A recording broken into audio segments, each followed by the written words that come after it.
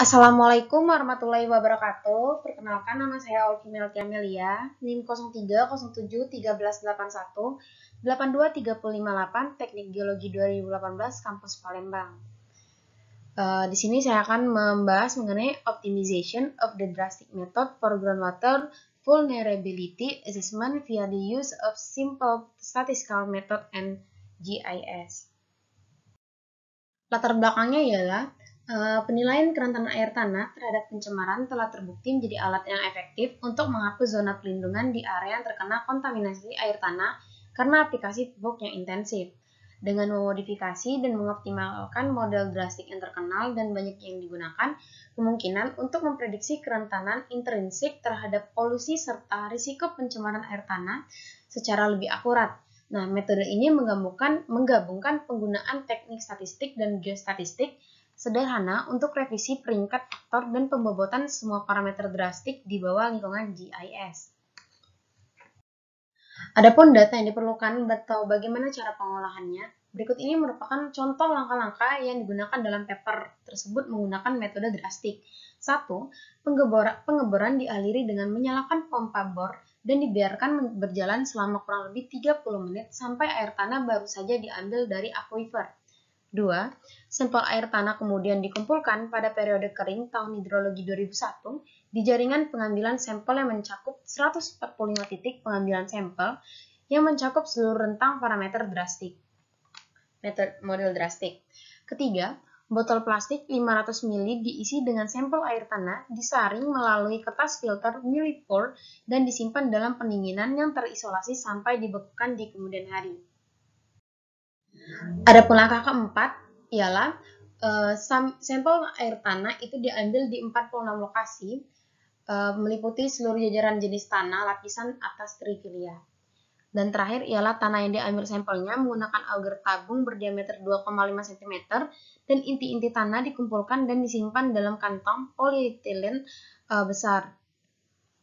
Butir yang lebih besar dan pasir itu ditentukan dengan saringan, seperti itu. Nah, berikut ini merupakan diagram alir metode drastik. Bagaimana metode drastik itu digunakan?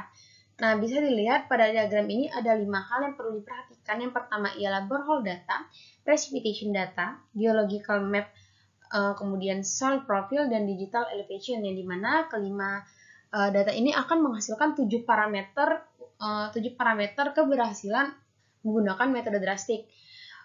Bisa dilihat bahwa borehole data akan menghasilkan depth of groundwater dan konduktivitas air tanah tersebut. Kemudian precipitation data itu berhubungan dengan geological map akan menghasilkan discharge serta bagaimana akuifernya.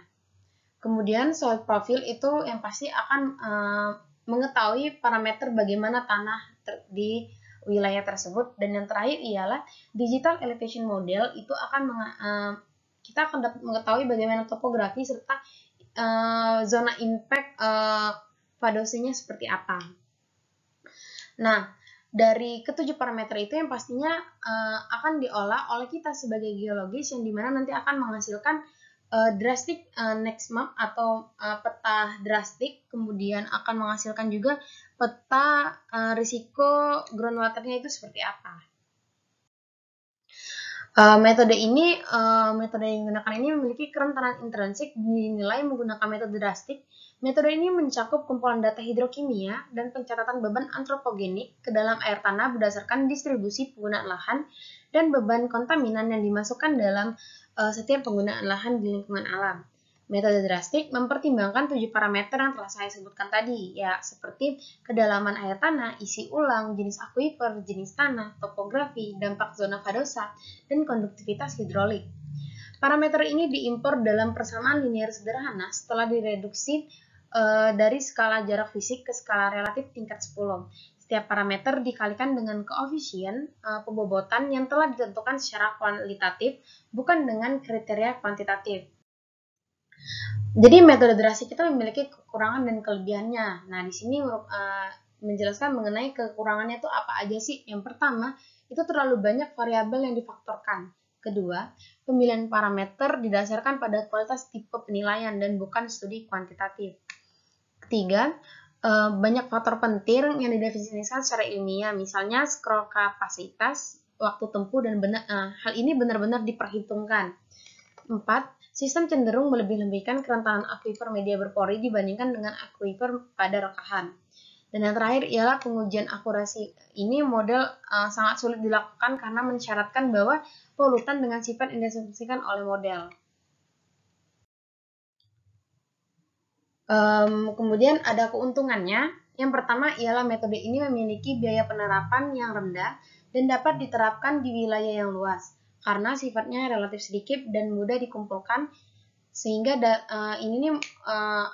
data-datanya itu benar-benar ada dan asli, seperti itu kurang lebih.